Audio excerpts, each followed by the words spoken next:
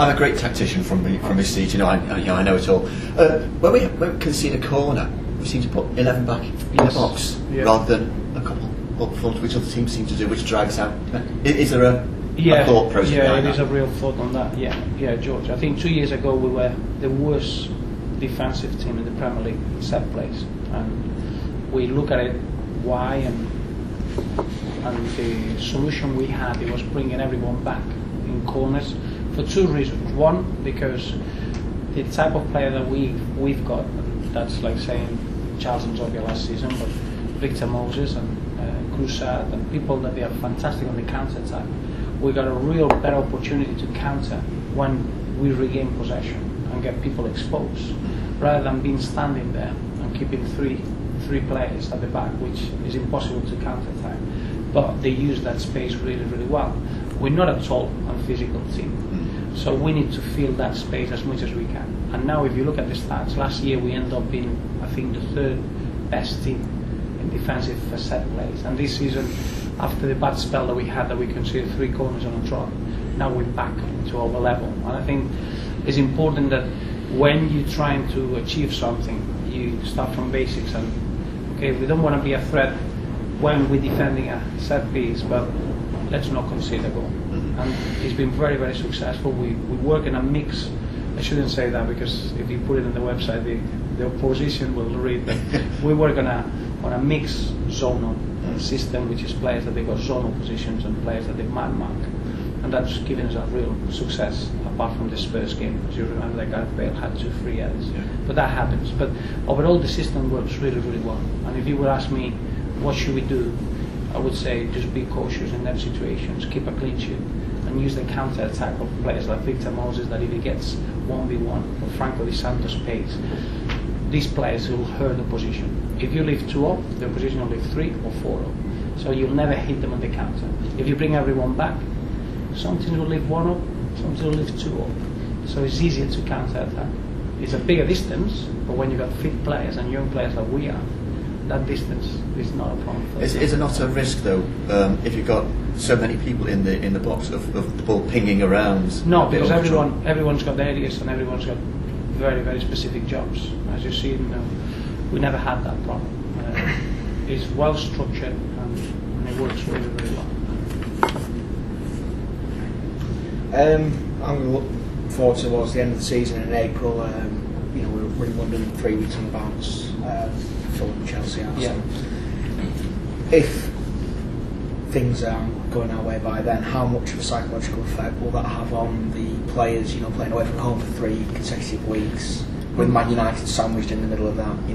How will you prepare them and how?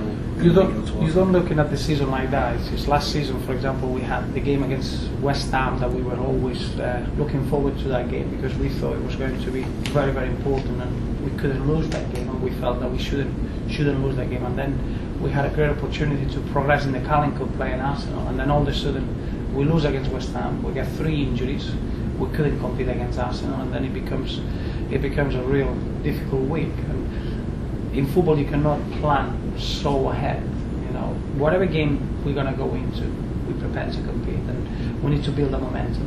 So I'm not worried about the fixtures down the line. I think the fixture list is going to be very, very tough in December, and we need to be ready for that.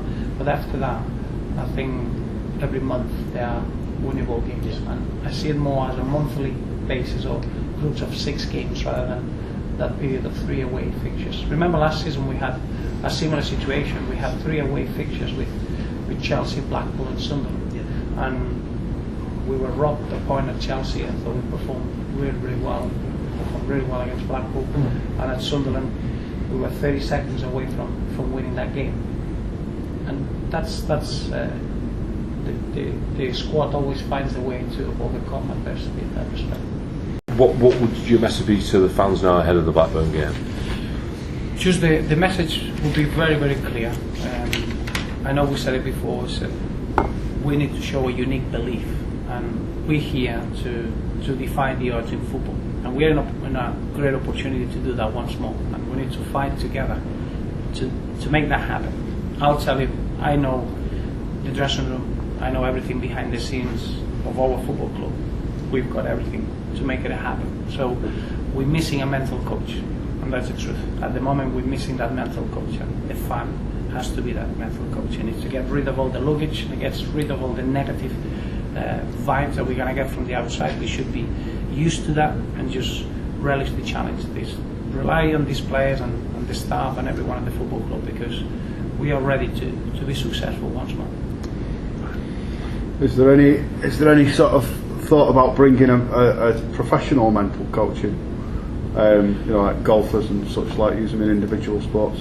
Just wonder whether there's any consideration. I've got a huge belief on that.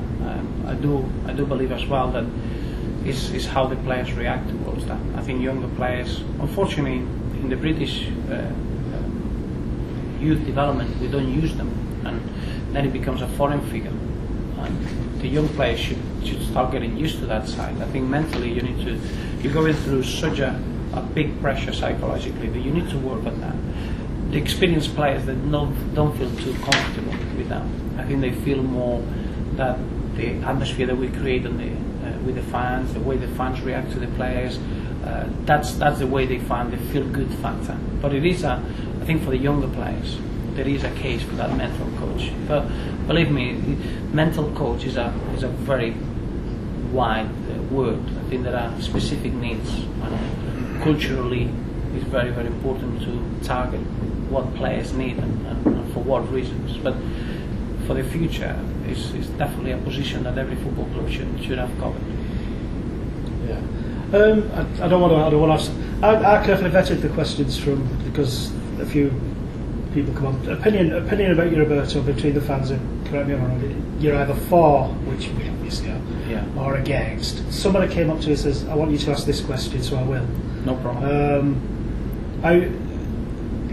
Carrying on, and given the support you got from Mr. Whelan, would you consider resigning if we're losing too many more games? Yeah, no, I wouldn't. Or are you just so confident you? No, I wouldn't resign just by losing 2 games. No, that was how far would you take? I would resign the moment that I see that Wigan Athletic needs a new manager. I would resign. The same way that in the summer, if I would have considered that me leaving it wouldn't affect Wigan Athletic, I would have left. And it's the same. Things go well. My football club is Wigan Athletic. I need to be honest with the football club and the fans and the chairman and the board. If I don't see that I can get the football club progressing, I'll be the first to resign. But the same way that I felt that in the summer it wasn't the right time for me to leave because there were many things that we haven't finished, is the same now. The moment that I see that the group is not together or the group is not working hard enough or I cannot find the solutions, I would have no problems to resign. Thanks for the answer. No like I say, it wasn't my question. I said I would ask it. So. What are your current priorities for the club? Current, winning on Saturday.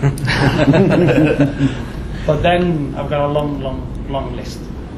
I think. I mean, this person has put.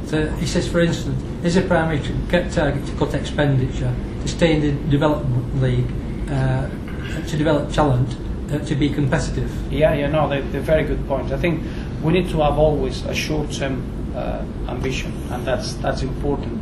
But then the long-term target is even more important. The first one is over the last 3 years we reduced the wage bill and we reduced the expenditure at the football club, and that's important because the last thing we could do is just rely on Mr. Whelan.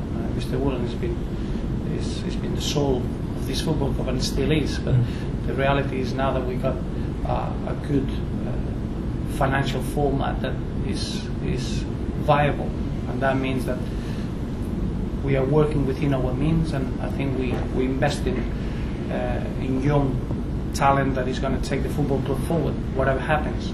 It will be a big mistake just to rely on staying in the Premier League, or a big mistake of relying on Mr. Woolen putting his money.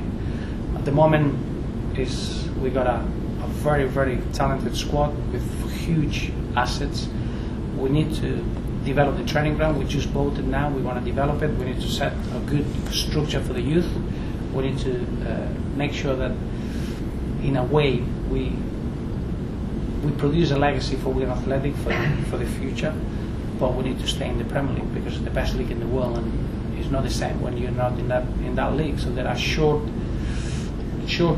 aims that we need to achieve. But I know this sounds might seem a minor point, and it might be a bit off target, but have you considered when you're developing the training ground, the aerodynamics at the training ground compared to the ones at the stadium? Yes. Now, the reason I ask that is obviously if you're looking at your training ground, it's not the same conditions as the DW.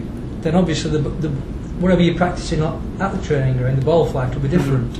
No, you're right to think that way. I think in football there is only 3 things that really affect the conditions of training to try to take them into a match situation, which is the dimensions of the pitch, is the balls, the footballs, and the condition of the grass. Any other weather conditions, you cannot replicate them, because the same way you don't know what the forecast is going to be on Saturday. That would be impossible. It would be stupid, because you would, in a way, you would produce robots that they cannot adapt. I think the players need to adapt to the weather conditions. Yeah. The size of the DW stadium is the size that we got in the training ground. The footballs and the way that we cut the grass is the same dimension. The turf is exactly the same. So the conditions are exactly the same. The weather conditions, they never ever a problem in Wigan.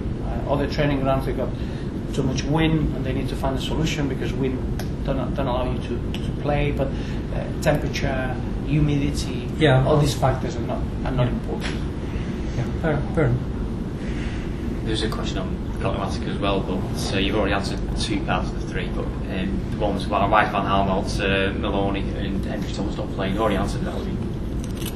Yeah, well, Henry's the only one. Henry is a fantastic professional, and he's got very good numbers with us. Obviously, he's played over 50 odd games in the Premier League. For a foreign player to come and to adapt to the tempo in the Premier League, did really well.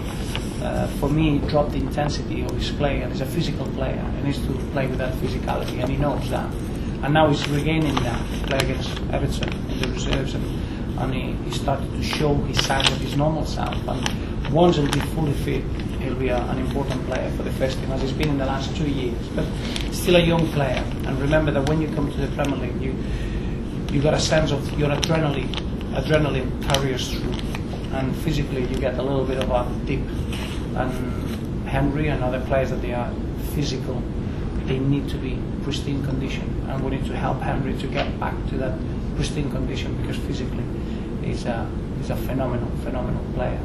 Off the ball, he brings something completely different, but he hasn't been at this physical level, and we're hoping that he gets it to that level very, very soon.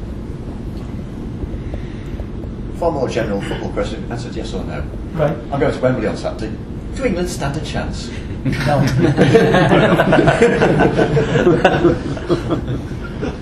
But they got to be predictable. It's going to be very predictable. You should raise that same question up to me, so. Oh, right. Why don't you ask, are we buying David Silver for 50p then? Very handy. Is Beckham coming in January? Is he? Oh, well, he hasn't told me. He might come here playing again. I'm sure you have more attractive places to go, unfortunately. No, I know. I keep saying that. No, but David, obviously, Beckham he will be a phenomenal footballer for anything in the Premier League. I don't care what his age is. Such a professional, and the quality he's got and the experience. But I'm sure he's got a bit more options. He's got a choice between Paris, Los Angeles, and London. Or Wigan. You never know. You never know. You've got to pay him. If your old house in Portsmouth not available. Keep telling him that. Stick him in the flats in Scholes.